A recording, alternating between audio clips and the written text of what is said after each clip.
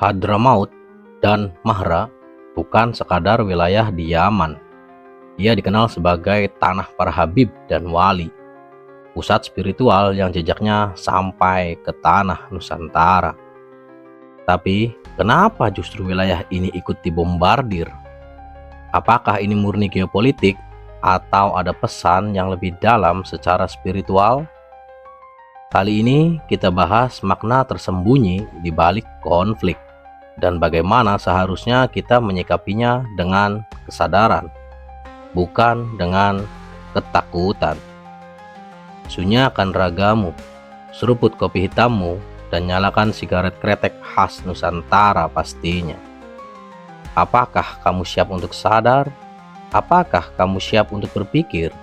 Dan apakah kamu siap untuk menjadi manusia?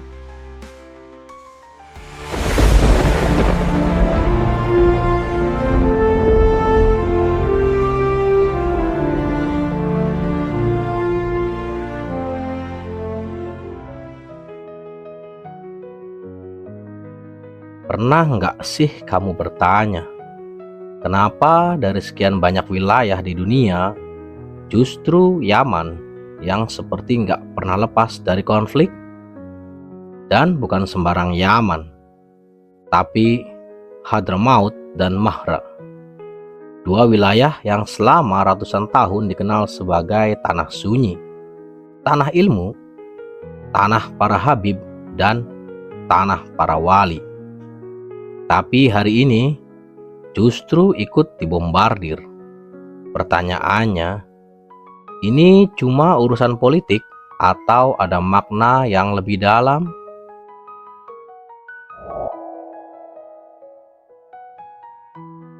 Kalau kita lihat sekilas, berita ini tampak seperti konflik regional biasa.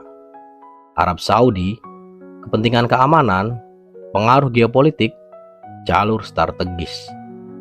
Semua terdengar rasional. Tapi anehnya, konflik selalu berulang di tempat-tempat yang punya sejarah spiritual kuat. Kebetulan, atau justru pola yang jarang kita sadari? Hadramaut bukan wilayah sembarangan. Dari sanalah banyak ulama besar lahir. Dari sanalah jalur dakwah damai menyebar ke Afrika Timur, India, sampai ke tanah Nusantara. Para habib yang kita kenal di Indonesia, silsilahnya banyak yang berakar dari tanah ini. Mahra pun sama. Wilayah yang selama ini relatif tenang, jauh dari hiruk pikuk perang, tapi tiba-tiba ikut terseret. Sekarang kita tarik ke kacamata geopolitik dulu ya. Yaman berada di titik strategis dunia, dekat jalur perdagangan internasional, dekat Selat Bab el-Mandeb, pintu Laut Merah. Siapapun yang menguasai wilayah ini punya pengaruh besar atas arus ekonomi global. Jadi, secara politik, Yaman itu kunci. Dan kunci selalu jadi rebutan. Tapi, kalau kita berhenti di situ saja, kita kehilangan lapisan makna yang lebih dalam. Dalam sejarah, tempat-tempat dengan muatan spiritual tinggi seringkali menjadi titik benturan besar. Seolah-olah ada tarikan antara dua energi kesadaran dan energi kekuasaan. Yang satu bergerak lewat keheningan, yang lain bergerak lewat dominasi. Secara spiritual, apa yang terjadi di Yaman bisa dibaca sebagai cermin kondisi batin manusia modern. Dunia hari ini lebih sibuk berebut kontrol daripada merawat sebuah nilai. Lebih fokus pada stabilitas versi kekuasaan daripada kedamaian versi kemanusiaan. Dan ketika nilai-nilai spiritual tak lagi dianggap penting, tempat-tempat yang menyimpannya justru menjadi target. Bukan berarti para wali dan habib itu lemah. Justru sebaliknya. Dalam banyak tradisi, ketika cahaya tidak bisa dipadamkan, yang diserang adalah wadahnya. Bukan untuk menghilangkan cahaya, tapi untuk membuat manusia lupa bahwa cahaya itu pernah ada. Dan ini yang berbahaya. Lupa. Iya, lupa. Bukan hancurnya. Lalu, apa makna spiritual dari semua geopolitik yang sedang terjadi saat ini? Dunia sedang berada di fase guncangan kesadaran. Sistem lama yang dibangun di atas kekuatan senjata, kekuatan uang, dan kekuatan ketakutan mulai kehilangan pijakan moral. Tapi sebelum runtuh, sistem ini akan berusaha bertahan sekuat tenaga. Disitulah konflik memuncak. Energi lama selalu bereaksi keras saat energi baru mulai tumbuh. Bukan cuma di level global ya, tapi juga di level pribadi.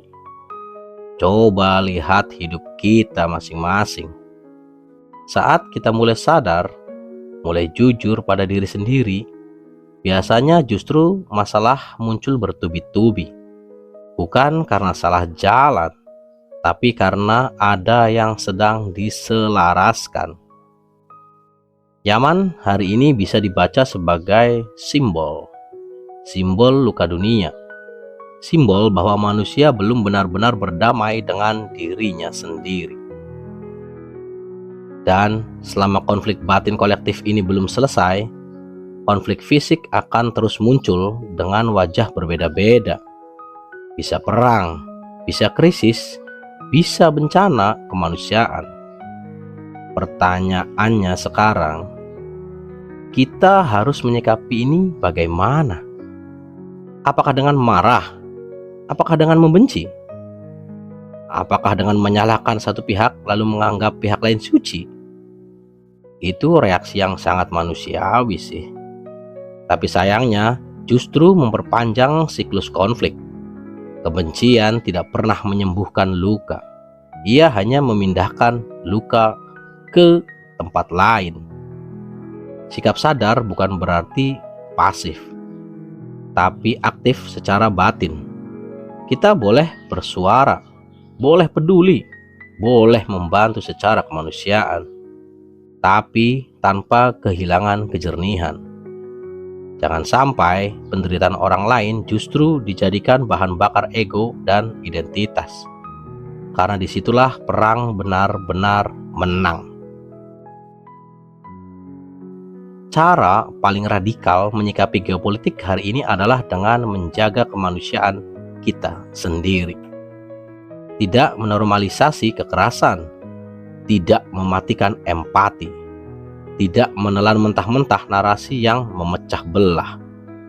Karena setiap kali kita gagal menjaga kesadaran, konflik global mendapat satu poin tambahan. Hadramaut dan Mahra mungkin sedang dibombardir secara fisik, tapi nilai yang mereka wariskan tidak bisa dibom. Pertanyaannya, apakah kita masih mau menjaganya? Atau kita ikut larut dalam hiruk pikuk dunia yang lupa arah? Semua tergantung dari sudut pandang kalian melihat realitas yang terhampar. Sugeng rawuh zaman enggal, rahayu sagung dumadi. Like and subscribe untuk mengikuti video lainnya agar kamu bisa lebih sadar lagi. Salam Mikiro.